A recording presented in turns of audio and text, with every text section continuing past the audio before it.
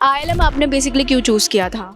देखा जाए तो यहाँ का इंफ्रा भी बहुत अच्छा है और फैकल्टी की तो बात मैं बोलूँगी ही नहीं, क्योंकि मुझे यहाँ की फैकल्टी वाकई में बहुत अच्छी लगती है, क्योंकि वो बहुत सपोर्टिव है। मुझे ये बताइए यहाँ का कोडिंग कल्चर क्या है? बीटेक के लिए लोग स्टूडेंट्स आते हैं तो यहाँ पे एक्चुअल में कोडिंग कराई जाती है, क्लब्स है या नहीं है उसके रिलेटेड जो स्किल्स को बूस्ट अप कर पाए, मतलब एंजॉय कर पाते हो फेस्ट में, क्या रहता है? जैसे इंटर्नशिप्स के लिए अपॉर्चुनिटीज़ मिलती है या नहीं मिलती? जैसे बहुत सारे कॉलेजेस में होता है कि 2026 में जो स्टूडेंट्स देख रहे हैं आईएलएम को, तो उन्हें टारगेट करना चाहिए या नहीं करना चाहिए।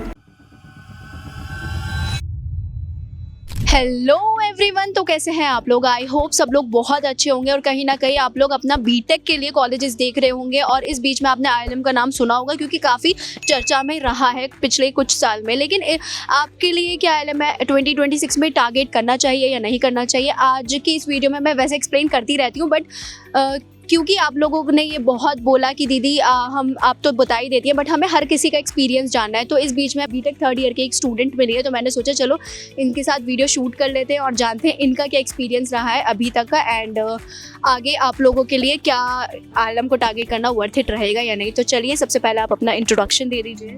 सो hello guys, my name is Sanya from BTech third year student. तो सान्या, आईएलएम आपने बेसिकली क्यों चूज़ किया था?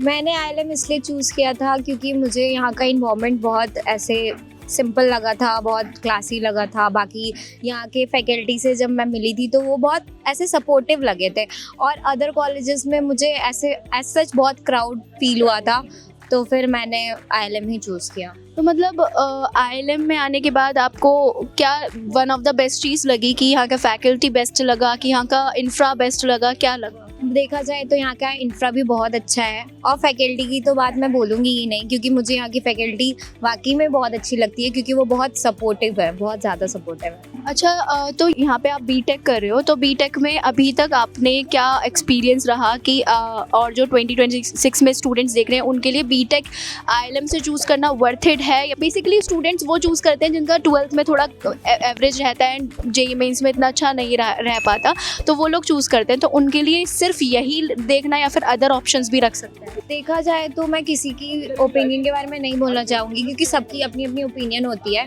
तो फिर अगर आप आईएलएम देखना चाहते हो तो आप देख सकते हो, क्योंकि कॉलेजेस अच्छा है। ग्रेटर नोएडा में तो अच्छा ही कॉलेज है। बाकी देखा जाए तो गलगोटिया वगैरह के बारे में सबको ही जानते हैं भाई, तो उसके बारे में तो बात ही नहीं करनी चाहिए। आफ्टर ऑल अगर आप ऐसे सिंपल कॉलेज में जाना चाहते हो लाइक तो फिर आप आईएलएम चूज़ कर सकते हो। हाँ, क्योंकि यहाँ की प्लेसमेंट वगैरह भी बहुत एवरेज है। बाकी अगर आपके अंदर स्किल है तो फिर आप रैप कर सकते हो, यही रहता है। बाकी आप मुझे ये बताइए यहाँ का कोडिंग कल्चर क्या है? बीटेक के लिए लोग स्टूडेंट्स आते हैं तो यहाँ पे एक्चुअल में कोडिंग कराई जाती है, क्लब्स है या नहीं है उसके रिलेटेड जो स्किल्स को बूस्ट अप कर पाए? क्लब्स हैं, बहुत सारे क्लब्स हैं यहाँ पे, और आपको अपॉर्चुनिटी भी दी जाती है, ऐसी नहीं है कि नहीं दी जाती है। बट द थिंग इज सब लास्ट में बच्चों पे ही आ जाता है कि बच्चे करना चाहते हैं या नहीं करना चाहते, आप कितना इन्वॉल्व कर रहे हो खुद को या फिर नहीं कर रहे हो।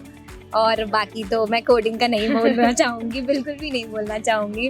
कोडिंग आपके ऊपर है गाइस, आप खुद करो और खुद देखो। अच्छा, यहाँ पे फेस्ट कितना होता है? बहुत ज़्यादा होता है कि एवरेज होता है?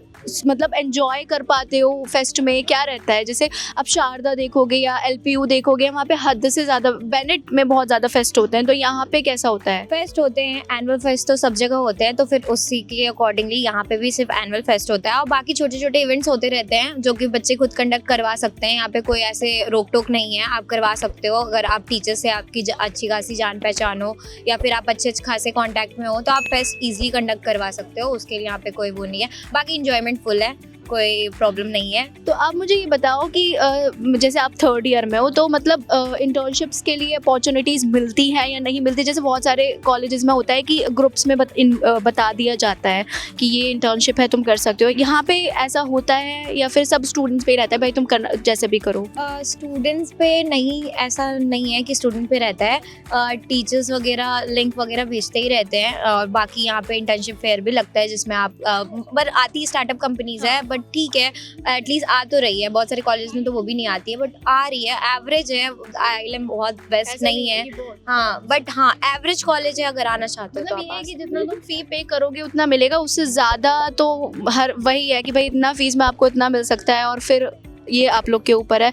दूसरा यहाँ पे स्टार्टअप के लिए कुछ है, मतलब मैंने बताया भी है, इनोवेटिव सेल करके कुछ है यहाँ पे, जहाँ पे लोग अपना स्टार्टअप को पिच कर सकते हैं। तो वो कैसा है, लाइक आपके अकॉर्डिंग वो कैसा है कि हेल्प मिलता है स्टूडेंट्स को, नहीं मिलता उसमें? हेल्प मिलता है स्टूडेंट्स को, पर वो भी टीचर्स के ही ऊपर आता है कि आपको टीचर्स से कांटेक्ट बना के रखना पड़ेगा, नहीं तो फिर नहीं होगा आपका। बेसिकली यूनिवर्सिटीज़ में होता यही है कि भाई अगर तुम टीचर से कांटेक्ट बना के चल रहे हो तो आप जाओगे ऊपर, वरना तो फिर आपके लगनी है अच्छे से।